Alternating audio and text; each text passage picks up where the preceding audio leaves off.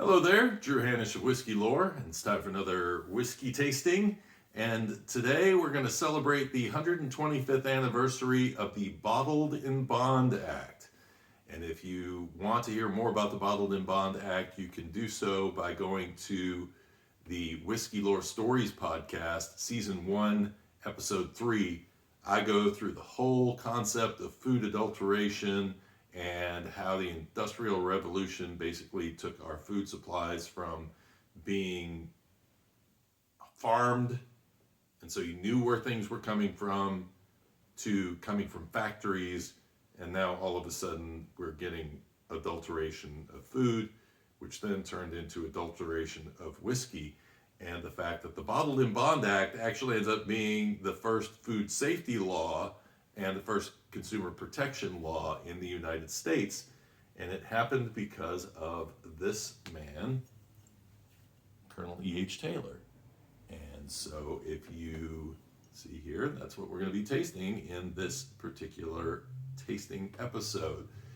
And just as a reminder, if you are enjoying these videos, to make sure to like the video, because that helps out in getting more people to see the videos, which will get us to a point where we can start having some conversations down in the feed below about what we think about this particular whiskey.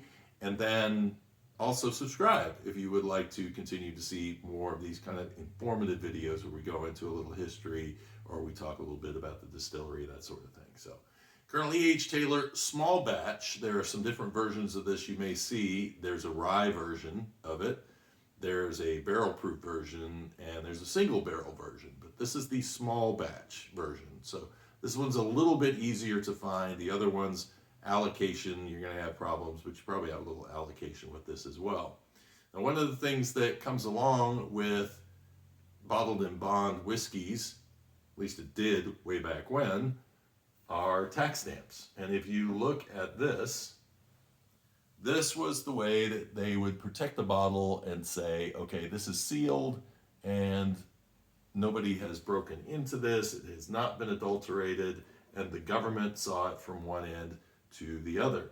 And in fact, if you look at it, it will tell you on the back about the bonded warehouse and the district that this came out of.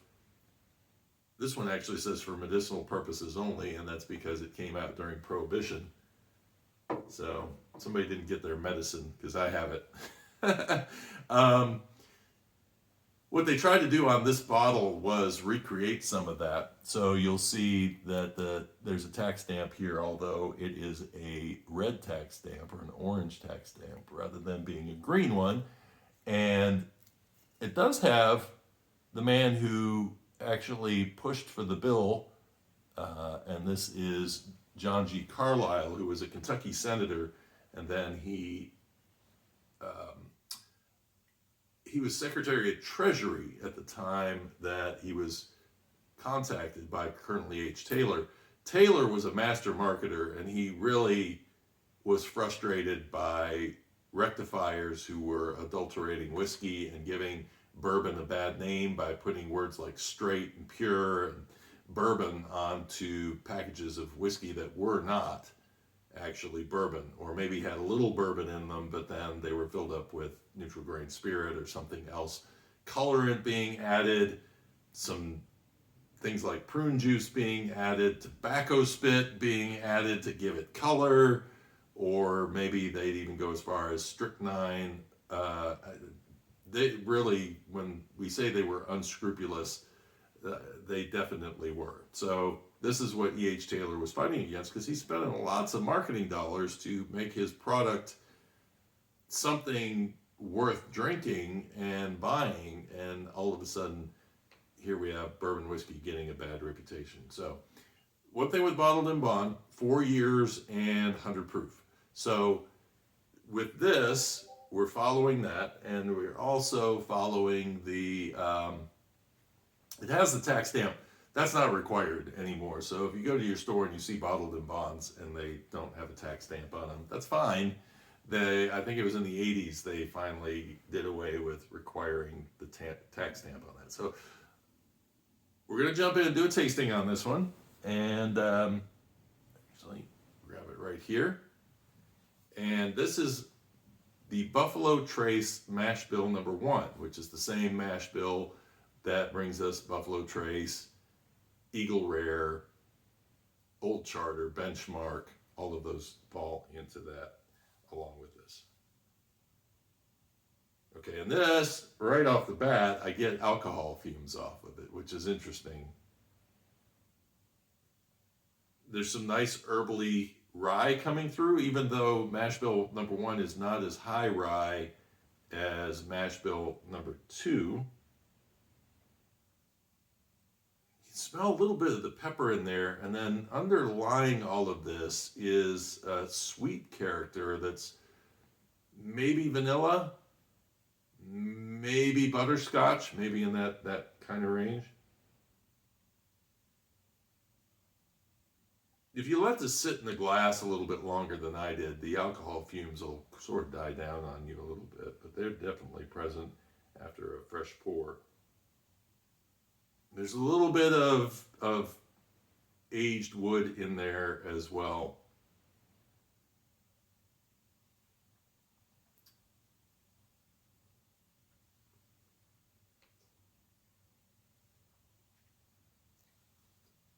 So this is where it wins, is when it first hits the palate. The butterscotch comes through, the vanilla comes through. The alcohol is still there though.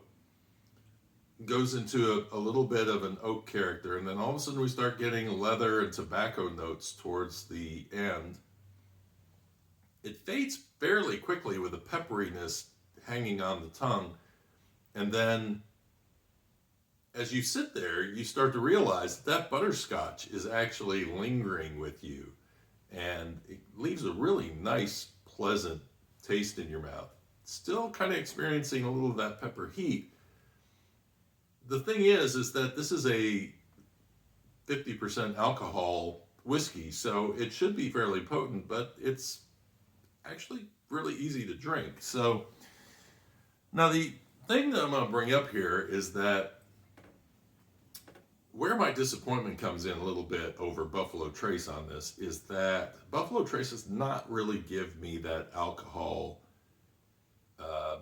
experience that makes me think that it is still a little young.